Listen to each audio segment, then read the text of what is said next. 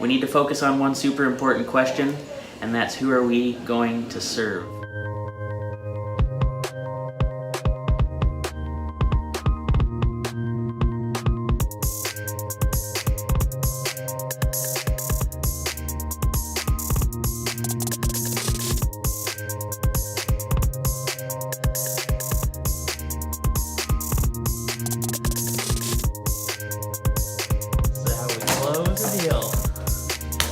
What's up?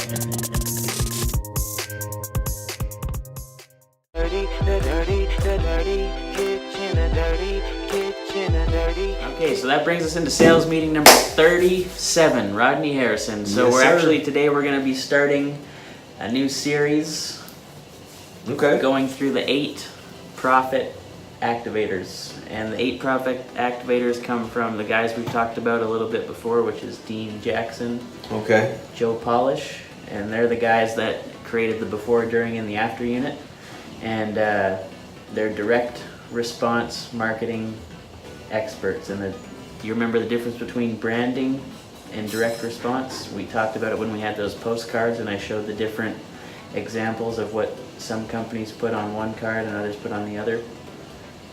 You remember, even just thinking about the words direct response marketing versus branding and identity marketing. So direct, like, I'm assuming it's gonna have like a somebody's name on there.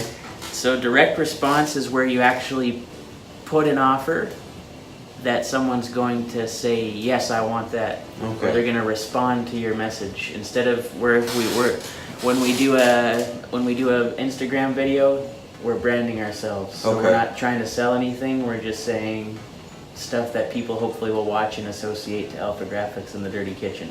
Okay. But when we do your product launch and we say buy now, that's a direct response message. So these guys are experts in helping you get better at direct response marketing, and they believe that that's the best way because that's the most quickest way to making money. Now branding is going to be good long term, but it doesn't immediately give you pay your results. So Okay. these guys really show you how to get direct response marketing as fast and get money moving as fast as possible. So profit activator number 1 that we're going to go through today is we're going to revisit. We've talked about this a lot, but this is the number 1 profit activator, and it's revisiting the idea of having that single target market. So when we talk about that, that's in our before unit.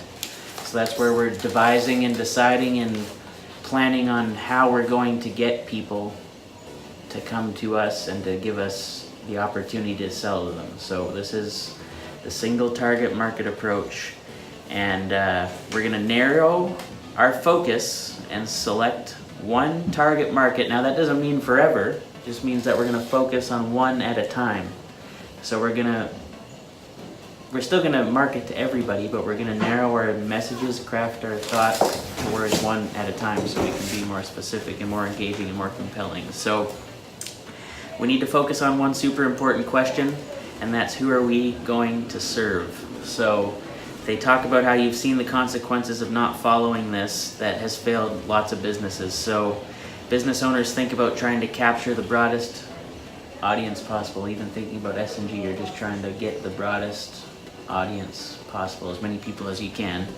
And That's the wrong thing to do. well, you'll see, it's not the wrong thing to do, but trying to be a one size fits all versus being narrowly focused and thinking about the forest and not the individual trees in the forest.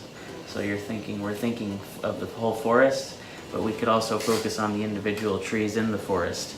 And all of these individual trees have different needs. Some are shorter, some are taller, some have more sunlight, some are in the shade.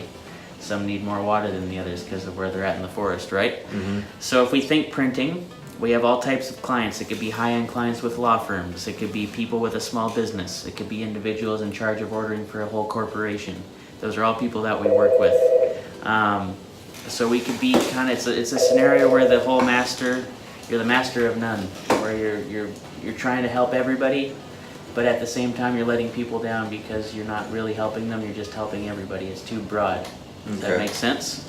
So all of those different audiences, they all have different reasons for purchasing printing from us. It's a completely different reason why a lawyer comes in versus somebody who has a grass mowing company versus somebody who's trying to buy for 50 people at one time. They have different purposes for being here. So it's kind of like, you know, when you get a new car or you get some new shoes, you think a little more about them. You treat them better than the old shoes you were wearing the day before. When you get those new shoes, you're not going to step in the dirt. You're going to give them more attention, right? You're going to be a little more careful with those new shoes. Absolutely. Right? So, so now again, Dean Jackson's the real estate guy. So he says thinking about real estate markets is how he describes this in their target market. So somebody could be buying his or her first home. Somebody could be trying to get that new trophy home, completely different, right?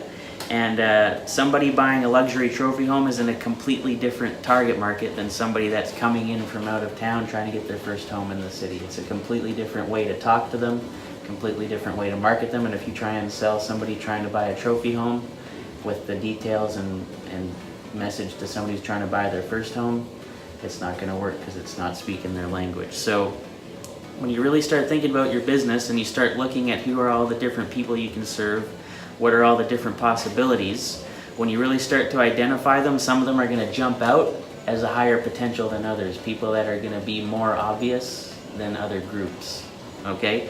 So if people are just serving everybody, they might find that the top 10 or 20% of the people that they're working with are providing 80% of the income. So I'm thinking printing, we work with 3 or 4 clients, which maybe we won't say on camera, but those 3 or 4 clients produce 50 to 60% of our yearly revenues. So that might be something where we like, why don't we go and try and get more of those people specifically? If there's 3 or 4 certain individual companies or industries that are giving us almost all of our money, shouldn't we focus on them a little more possibly, or think about that, right? So digging down, that's just something to think about. So knowing your most profitable, your easiest target audience gives you a complete freedom to focus all of your efforts on let's just get more of the most profitable customers approach to marketing. So thinking of beard oil, who would be your most profitable? Is it the guy that comes in with his wife? Is it the barber shop?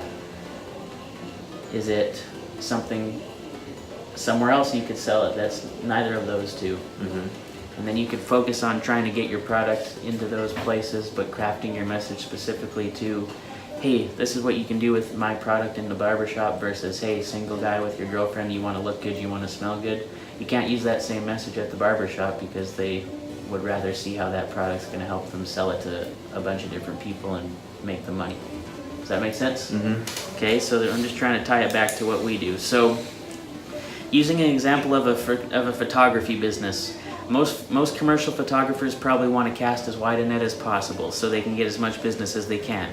So if you look at how they position their business, they might call themselves something like John Carter Photography. He specializes in commercial photography, weddings, portraits, events, parties, etc. So basically he's saying I can photograph everything.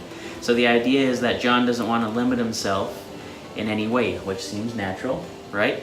So if we make the pie bigger, we can serve everybody. We just need to get a little piece of that large pie and you should be fine. That's what logic would say. Now if you contrast this with a commercial photographer in the UK, they've narrowed their target market right down to this: We Shoot Bottles. That's what their photography company is called, We Shoot Bottles. So if you're a manufacturer or marketer or something that comes in bottles, like yourself, would you want to get the best possible photo of your product from somebody called John's Photography or from someone called We Shoot Bottles? And that's all they focus on, is making a perfect picture of a bottle. So basically the photographer has a specific target market instead of a long laundry list of things. So who would the bottle person rather trust their photography to if they have the money to spend? They probably want to go right to the best guy that says I focus on shooting bottles.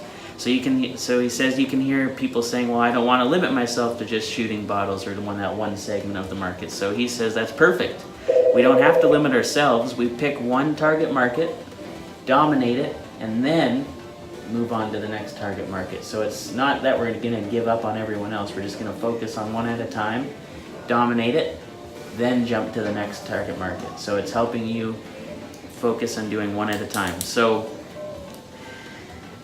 So if so once that commercial photographer starts dominating the bottle photography market, then they expand their business and they move to we shoot boxes. So now all of a sudden they've got the bottle guys coming to them. They start a new little marketing segment and they just shoot boxes now. So now they're looking for shoe manufacturers, people like that, box, food, and they're gonna be targeting to the grocers saying, hey, look, we take great pictures of boxed foods, and that's gonna be more relevant than John, the photographer, who's shooting weddings and parties and events, etc. So it's more focused, more specific. And again, it doesn't matter what business you're in. There's always different varieties of people that you can work with, different people you can focus on, people with different needs, motivations, hopes, dreams, and fears. So it's a lot of psychology, and when you're getting to understand and know who your target market is, it may not seem like you're doing any marketing per se yet, but what we're doing is we're laying the groundwork. So like we did with the product launch, we're laying that groundwork that we can use in the future, change the message, but we have that groundwork in place that we can start building with, playing with, and messing with. So they say that the context's not going to change. 20 years ago, you had to have a single target market to focus on, and even 20 years in the future, it's still going to be helpful to focus on single target markets. So this is just kind of one of the reasons it's one of the 8 profit activators, is it's because it's a bedrock something. Yeah, so that's basically what I had to say. So the single target market and how you can think about that, crafting our message. So like I was talking yesterday about our product launch, after we do this one, maybe we should try another one, each of us do one at the same time, but go get a list of only 25 people. Instead of having to have so many, we'll just pick 25 or 30, but craft that message directly at them and just see what our results are. We can test it.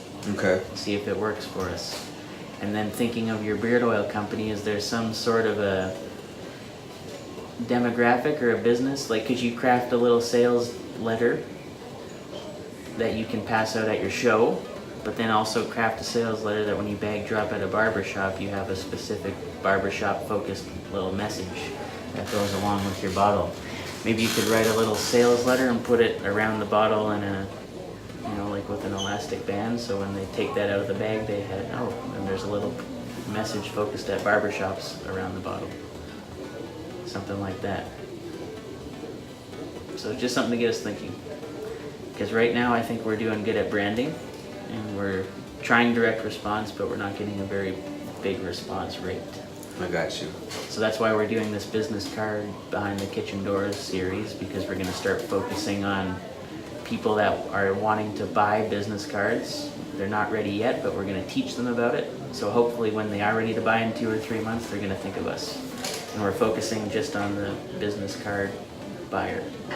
We're not focusing on the printing buyer. We're not making videos for cards, envelopes, letterheads.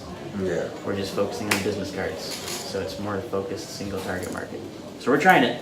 So we'll see if it works for us. But that's going to be our series 1, day 1 of the 8 series target profit, 8 business profit activators.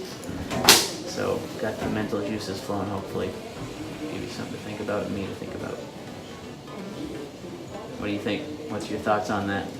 Well, it's kind of like it's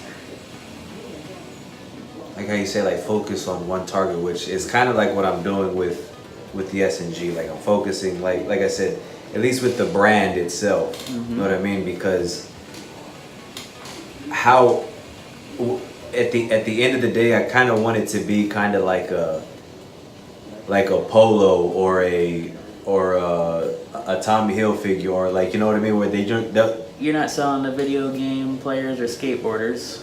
You're selling to businessmen and... Exactly. But what I mean is, like, as far as the product, right? Because what is Polo, Hilfiger? High class, luxury. Not just that, but cologne. Okay. For men and women, clothes, men, women, and children. You know what I mean? So, like, it's... And Polo started off making neckties, bow ties. That's how it started off, and then just kind of. But like I said, like so that's kind of like I'm focusing just like on the men's grooming right now. Yeah. So you're not doing clothes at the same time. Exactly. Until you have a real good handle on. Exactly. On the And grooming. then, like, it's gonna branch off to something like that though. But that's like the overall end goal, because actually when I first like when I first thought of this brand was, I was like, man, it was for a project for school, and I wanted it to be like suits. Okay. You know what I mean? So that's where that's where it started. Yeah, and that was like that was maybe like what, back in 2015, like when I came up with the name. Mm-hmm. And then I was just like, and then that's kind of like, well, let me just. So that's the larger vision. Exactly. Yeah.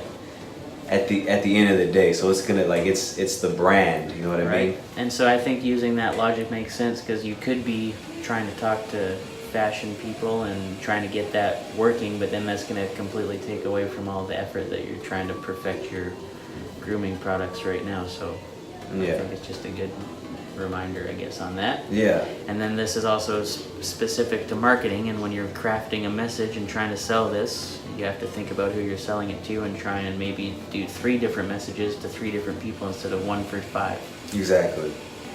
Yep. Okay. That's our meeting. Sales meeting number 37. Revisiting the idea of the single target market. We'll check back in with you guys on Monday.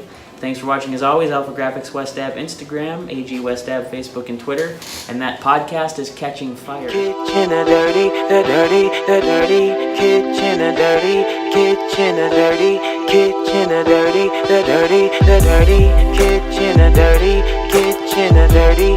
Kitchen a dirty, the dirty, the dirty.